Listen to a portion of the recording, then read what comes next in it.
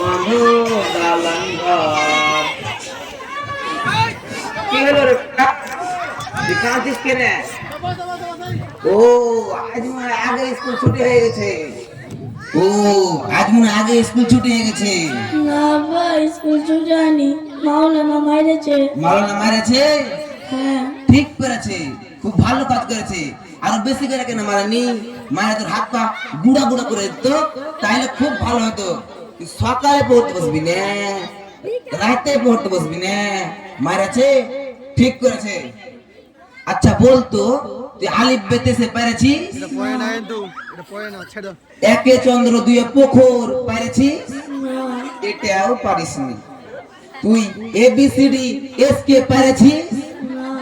তুই এটাও পারিসনি। তো তোকে মারবে না তো চেয়ারের উপর বসিয়ে পূজা করবে নাকি? যা বাড়ি যা, তোর মায়ের কহাগা আজ যেন ভালো করে পড়ায়, না তোরও হবে তোর মারও হবে। যা বাড়ি যা। হ্যাঁ স্যার মারিয়াছে মারিয়াছে। আমি নেই মূর্খ সূর্খ মানুষ, লেখাপড়া জানি না।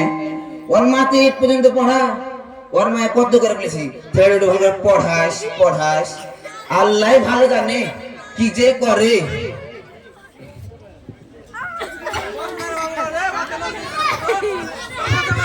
আসসালামু আলাইকুম মৌলভী সাহেব।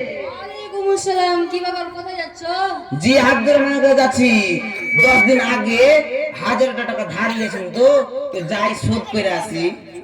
তো আজ তোমার ছেলে ক্লাসে পড়া পড়েনি, তাই তাকে একটু মেরেছি, বাড়িতে বলেছে।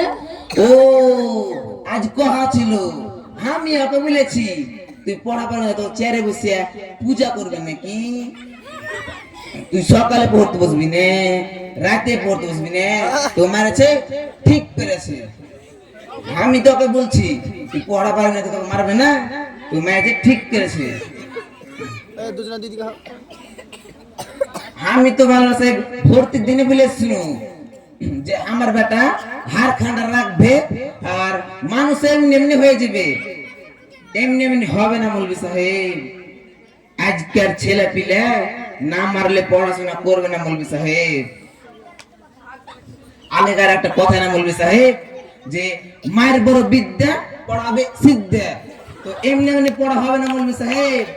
আজকের ছেলেবেলাকে এমনি এমনি পড়া করবে না, পড়া করতে গেলে মারতে হবে মৌলভী সাহেব। আচ্ছা ঠিক আছে।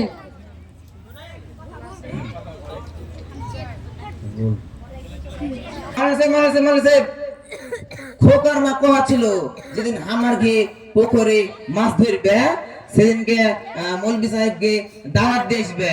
তো মারা সাহেব আমাকে বাড়ি যাইয়া রুইয়ের মাছ দিয়া আর দুটা ডাল ভাত দিয়া খাওয়ার দাওয়াত খাইবেন মাওলানা সাহেব। হ্যাঁ মাওলানা সাহেব, আমার দোয়া করুন মাওলানা সাহেব। হ্যাঁ মাওলানা সাহেব, আসসালামু আলাইকুম।